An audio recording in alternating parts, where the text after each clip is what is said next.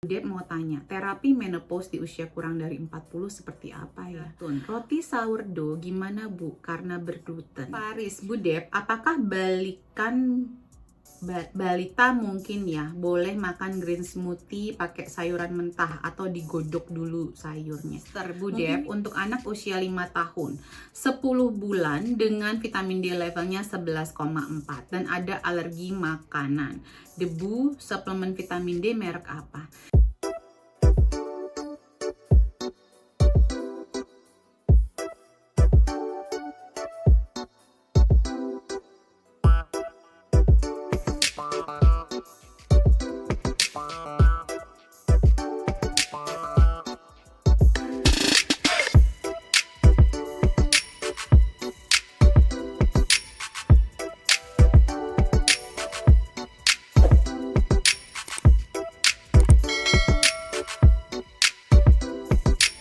Berikutnya dari Ibu Ana Amalia _Okta_Juwitasari. Bu Dep mau tanya, terapi menopause di usia kurang dari 40 seperti apa ya?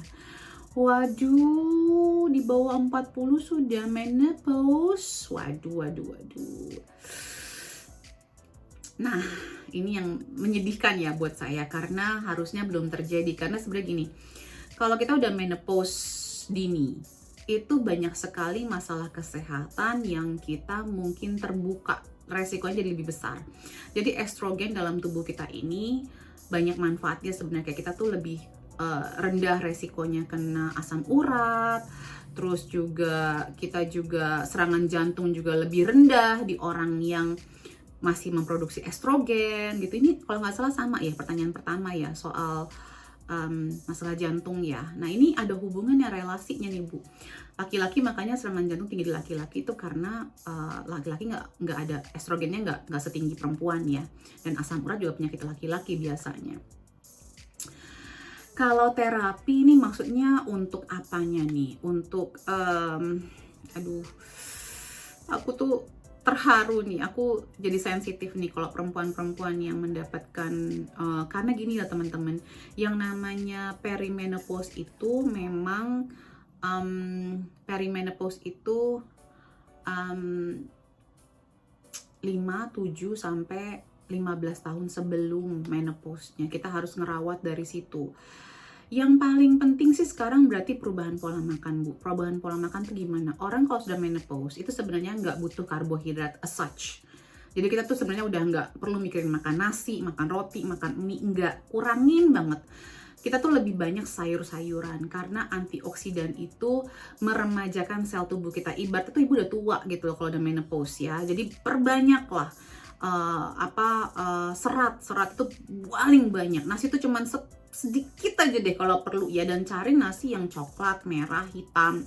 Terus protein, tapi proteinnya harus yang baik ya, bukan protein asal beli protein aja. Kalau nggak sanggup, mendingan beli yang nabati deh ya, lebih baik dibandingkan beli yang tidak organik.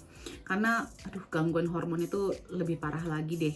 Terus tingkatkan kayak flax seeds, itu penting banget. Sesame seed atau biji wijen, Brazil nut, kacang mede. Pokoknya itu bagus sekali buat orang-orang yang udah menopause atau dalam perimenopause. Jadi sayuran itu kalau bisa sayur sawi-sawian ya Bu, yang paling banyak karena membantu metilasi, perbaikan tubuh kita dan segala macam. Hindarin kopi, hindarin gula, banyakin omega 3, terus jaga stres hormonnya ya, vitamin E, vitamin C juga tingkatkan. Terus mungkin yang akan saya sarankan juga adalah menambahkan black cohosh atau red clover atau black cohosh, dan pastikan untuk selalu jaga tes jadi level-level vitamin yang bisa kita tes dicek ya, terutama vitamin D karena takutnya ntar tulangnya jadi gampang kropos gitu ya. Ikan berminyak omega 3 tinggi itu juga bagus untuk menjaga jantung kita tetap sehat. Olahraga penting banget, terutama olahraga yang angkat beban benar atau beban tubuh kita juga boleh. Berikutnya dari housewife Apa kabar Bu Dep? Manis banget sarangnya, baik banget aku. Terima kasih bertanya. Aku dalam keadaan sehat, bahagia, agak emosional karena sebenarnya banyak banget setiap hari ya saya tuh menemukan kasus-kasus yang saya harus tangani, dan kadang-kadang ada yang berhubungan dengan anak-anak. Hatiku tuh lemah sebenarnya kalau soal-soal gitu. Jadi saya kayak kalau itu mesti kayak recharge dulu ya, olahraga, berenang, itu yang saya lakukan untuk nge-recharge. Kadang-kadang saya berpikir aduh ini gimana orang tuanya, gimana stresnya segala macam, jadi terlalu empati kali ya. Tapi terima kasih pertanyaannya Bu, semoga Ibu baik-baik saja ya Ibu, ibuhousewife.ind, sehat selalu. Terima kasih untuk bertanya. Ibu mu.minatun, roti sourdough gimana Bu karena bergluten? Lebih baik dibandingkan roti yang plain roti gandum saja atau roti biasa saja. Tetapi juga bukan berarti kita bisa konsumsi setiap hari. Roti sourdough itu sebaiknya ya snacking kadang-kadang gitu kan, masih banyak sumber snack lainnya gitu ya. Jadi sesekali gitu, saya juga nggak makan roti setiap hari. Suami saya karena dia masih belajar gitu ya, tapi dia selalu mengkonsumsinya dia nggak selalu sourdough, jadi ada yang sourdough, ada yang gluten free dikombinasikan karena dia cinta banget sama roti ya biasa lahir dan besar di sini ya gitu ya.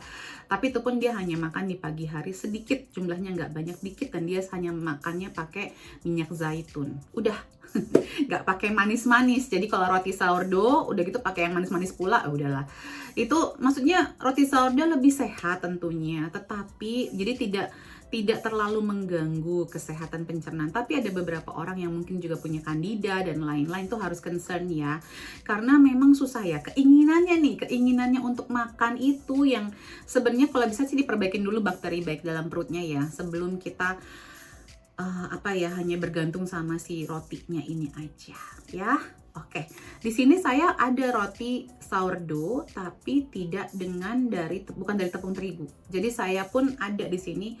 Dan di sini pun ada sekarang pizza-pizzaan juga banyak yang udah nggak pakai roti dari gandum ya, dari tepungnya bukan dari tepung terigu, tapi dibikin sourdough. Jadi dari amaranth, dari macam-macam lah, macam-macam. Mudah-mudahan nanti di Indonesia juga ya Bu ya, semakin banyak yang cari, semakin banyak yang menyediakan, mudah-mudahan. Fingers crossed. Berikutnya dari Ibu Kirun, vitamin untuk ibu menyusui apa aja kah dan mereknya?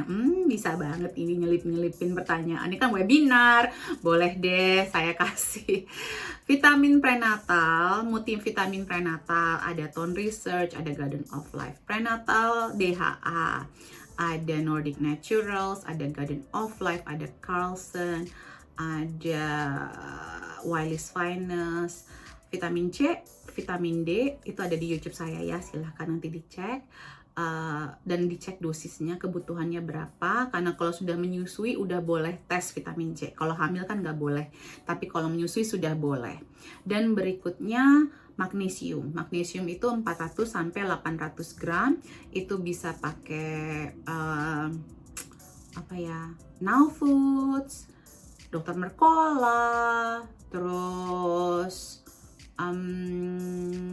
Jaro, Tone Research. Kalau saya di sini saya pakai Allergy Research, saya pakai Cytoplan yang dari UK ya Bu. Kalau Ibu mau cari yang dari UK, ada bisa titip dari UK, itu Justipan, namanya Cytoplan, murah meriah dan terbukti karena saya paling sering pakai itu. Allergy Research juga. Berikutnya dari Afaf.Faris, Bu Dep, apakah balita mungkin ya boleh makan green smoothie pakai sayuran mentah atau digodok dulu sayurnya? Mungkin nih balita kali ya. Boleh, tapi gini loh, sebenarnya sayuran itu kan juga beragam ya. Kan ini balita. Kalau kita ngomongin di bawah setahun, itu jangan dikasih mentah dulu. Tapi yes or no sih, ada beberapa sayuran seperti kayak ketimun, itu boleh loh dikasih mentah. Selada boleh loh dikasih mentah loh, diisep-isep, digigit-gigit gitu ya. Itu dia nggak terlalu tinggi oksalatnya, nggak terlalu tinggi kandungan antinutrisinya. Jadi itu boleh. Ketimun, selada, kemungkinan besar malah bayam ya, tergantung umurnya. Kalau udah sampai ke 8-9 bulan mungkin bisa. Tapi kalau balita sih sudah bisa banget sebenarnya, beragam bisa ya. Tapi kalau misalnya kayak sayuran kayak kale gitu ya, itu mendingan bisa dikukus sebentar. Atau teman-teman kalau nggak nyaman yang mentah-mentah, bisa disiram pakai air panas aja. Jadi tuh menghilangkan zat antinutrisinya dan biar lebih lembut juga ya. Boleh banget lah. Jangan digodok. Kalau digodok itu kan nanti larut ke airnya, kebuang nutrisinya, sayang. Berikutnya dari Maya Daster Budep untuk anak usia 5 tahun, 10 bulan dengan vitamin D levelnya 11,4 dan ada alergi makanan. Debu, suplemen vitamin D merek apa? Kan udah tak bikinin videonya vitamin D-nya. Alergi makanannya apa? Apakah alergi makannya ada terkandung dalam vitamin D Nature's Answer? Atau vitamin-vitamin D yang saya sarankan? Saya selalu saran ada beberapa ya. Ada vitamin D Nature's Answer, ada vitamin D Tone Research, banyak, ada Carlson. Ini kalau 11,4 ya Bu, ini sudah harus masuk ke 1, 2, 3, 4 12.000 IU Bu, minimal sama 2 bulan dikasih, biar nanti nih alergi makanan sama alergi debunya berkurang. Jadi kalau merek sih Tone Research, Nature's Answer, aduh apalagi ya, sebentar deh coba saya cek. Saya jadi ke iHerb nih ya, saya cari ke iHerb ya Bu biar gampang. Now Food juga ada loh Bu, Now Food ada tuh. Dan Now Food kayaknya lebih mudah didapatkan di Indonesia di marketplace ya, atau ke Mrs. Organic yang mungkin ya Now Foods, Californian Gold. Terus cari yang vitamin D aja ya, nggak usah dicampur-campur ya. Terus ada juga dari Nutrikologi juga ada, Source Naturals juga ada. Soalnya 12.000 IU Bu, gede ini Bu, bukan untuk dosis anak-anak lagi. Kalau anak-anak kan dosisnya itu, kalau dosis tidak kekurangan ya, dosis umum memang kebutuhannya sehari-hari itu 400 IU. Tapi kalau udah kekurangan, mungkin juga bisa cek liposomal vitamin D dari Dr. Mercola. Itu ada yang 10.000 IU langsung satu kapsul. Jadi bisa digunting, kalau anak-anak nggak bisa nelen kapsulnya ya, digunting terus diperesin di bawah lidahnya. Rasanya enak kok, maksudnya rasanya kayak minyak zaitun, nggak aneh gitu. Ada juga metabolic maintenance. Oke, baik, kita lanjut ke pertanyaan berikutnya. Ibu Ilvi _E, di badan terkadang muncul lebam biru sampai 3 di badan. Kenapa ya Bu?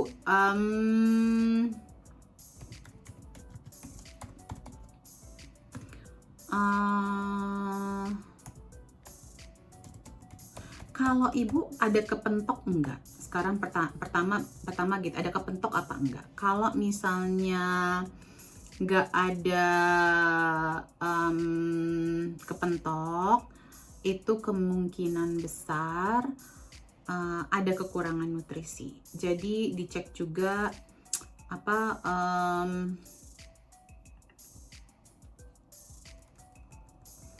dicek juga iron sama ferritinnya ya Bu ya. Iron atau zat besi,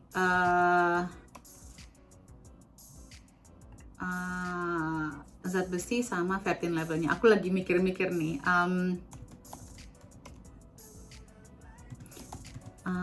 Nggak mau membuat Ibu khawatir ya, tapi Ibu bisa cek iron dan ferritin level. Yang kedua bisa jadi karena kekurangan vitamin K, berarti kurang makan sayuran hijau. Begitu juga mungkin bisa kekurangan vitamin B12. B12 itu bisa ada tesnya ya. Jadi dicek Bu, karena ini memang tuh kalau misalnya nggak ada kepentok ya Bu ya. Tapi yang pasti sih vitamin K itu yang paling berbahaya kalau sampai kekurangan. Jarang sih orang kekurangan vitamin K, but you never know. Vitamin D juga bisa dicek ya Bu. Jadi vitamin D, vitamin B12, vitamin zat besi sama ferritin levelnya dicek ya. Itu ya Bu ya. Jangan panik tapi dicek ya Bu ya. Oke. Ada nggak? Oh, ada lagi tambahan nih, Ibu Ninik Kamti Wilujeng. Rekomendasi probiotik alami untuk anak selain sauerkraut, kimchi, miso, natto, kefir, tepache, dadiah, yogurtnya juga bisa yogurt kambing, yogurt kebau, kayak dadiah tuh ya, yogurt kelapa. Udah semua kayaknya ya. Udah nih, aku coba pastikan semuanya sudah terjawab. Dari Ibu Miss M. Sri Jayanti. Apa boleh dari umur 6 bulan bayi dikasih GS? Sekarang gini, pemahaman teman-teman soal GS itu apa sih sebenarnya? Kok kayaknya sesuatu yang hari penakutan sekali. Lah kan GS sebenarnya cuma sayur sama buah, mungkin tambahin sama lemak sehat, tambahin sama biji-bijian, kacang-kacangan, pakai susu, terus di blender. Lah kan makanan bayi juga sayur, buah, bone broth, kaldu, daging, terus di blender. Kan sama sebenarnya. GS itu juga bisa masukin daging loh kalau mau loh. GS saya masukin bone broth. Jadi pemahamannya Ibu soal GS jangan menakutkan dong. GS literally adalah sayur, buah, sama bahan-bahan lain di blender, dialusin, terus kita minum deh gitu. Jadi membuat cairan bernutrisi tinggi. Cairan yang bernutrisi tinggi, cairan mengandung beragam vitamin dan mineral. Jadi jangan diputar balikin nih, kayaknya GS tuh kayak sesuatu yang sayuran, ketakutan. Bagus gak sih? Cuman di blender lah. Itu kalau bikin makanan bayi kan juga di blender semuanya. Bedanya apa? Karena ada sayurnya kayak menakutkan. Ya boleh, dari saran Kemenkes sama saran WHO juga pertama kali makan bayi adalah sayur kok gitu loh. Aku bingung ketakutannya di masyarakat tuh apa sih? Boleh Bu, cuman mungkin kalau 6 bulan, mau dikasih dari 6 bulan, Ibu kukus sebentar ya sayurannya biar nggak mentah-mentah ya. Oke, salam sehat selalu. Kenapa sih takut sama sayur? Oke, ada lagi dari Ibu Sarah Utami. Bu, selain probiotik, protokol setelah anak terpaksa minum antibiotik apa ya Bu? Ini beragam Bu, tergantung masalahnya. Kalau mungkin yang general saya bisa jawab adalah leaky gut protokol. Jadi kalau udah habis minum probiotik, kita leaky gut protokolin selama 6 bulan untuk menghindari efek negatif dari probiotiknya. Ada lagi? Udah ya, udah semua ya kayaknya. Sudah. Oke teman-teman, wah rekor ini hampir 40 menit. Semoga teman-teman menonton sampai habis. Dan jangan lupa untuk share, komen, like, dan subscribe. I love you so much. I hope I'm helping you to get better, to be healthier dengan cara yang lebih alami. Sampai jumpa di video-video saya berikutnya dan juga support Truth of Life TV. Salam sayang selalu dan salam sehat selalu. Take care. Bye.